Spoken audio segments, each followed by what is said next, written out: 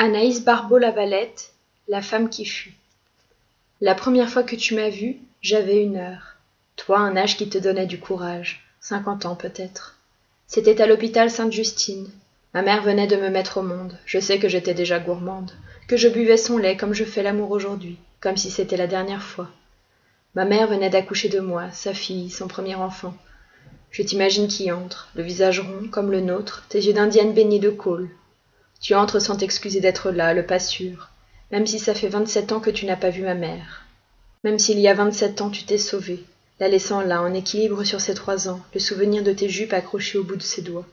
Tu t'avances d'un pas posé. Ma mère a les joues rouges, elle est la plus belle du monde.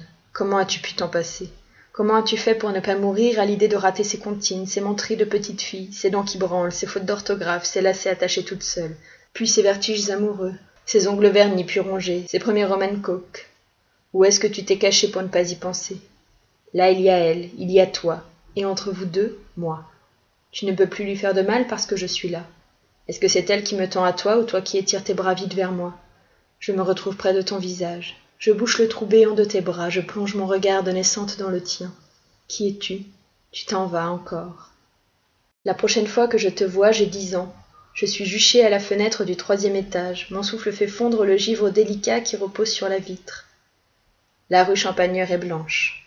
De l'autre côté, une femme oscillante dans un long manteau qui ne la protège plus. Il y a certaines choses que les enfants devinent, et moi qui ne te connais pas. Je te décèle derrière cette valse hésitation. Tu traverses la rue à grandes enjambées, y posant à peine la pointe du pied, une araignée d'eau. Tu files, te diriges vers nous, sans que le sol se souvienne de toi.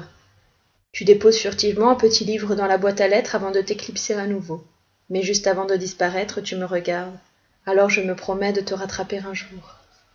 Le train file en direction d'Ottawa. J'ai 26 ans. Ma mère, à côté de moi, lit une revue pour ne pas penser. J'aime picorer les photos de filles en robe par-dessus son épaule. On a toutes les deux affaire là-bas, dans cette ville qu'on ne connaît pas. On espère vivement la fin de la journée, pour errer et se perdre ensemble dans les quartiers reculés, ce qu'on préfère. Mais ma mère a une idée, on va aller te voir. Si tu es encore vivante, tu dois habiter dans un immeuble de plusieurs étages près du canal Rideau. C'est de là que nous proviennent les dernières nouvelles de toi. Il ne faut pas appeler parce que tu vas nous dire de ne pas venir. Il faut y aller. Mais je ne sais pas si j'ai envie, je ne t'aime pas. J'ai même un peu peur de toi. Finalement, je préfère quand tu n'existes pas. Ma mère a toujours peur qu'on l'abandonne encore, même si une mère, ça ne s'abandonne pas. Il faut faire attention parce que pour elle, ce n'est pas si clair que ça. Je lui demande si elle est sûre de vouloir aller là. Elle dit oui.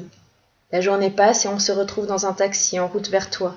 Une dizaine de tours identiques se déploient vers le ciel. Dans le hall d'entrée, un gardien. Sur le mur, les noms des locataires s'enchaînent, à chacun sa petite sonnette invitant les visiteurs à s'annoncer. Suzanne Méloche, ton nom est là, écrit de ta main, lettre ronde contrôlée. Porte 560. On se faufile en douce, profitant du passage d'une voisine, illégale. Dans l'ascenseur, on ne parle pas.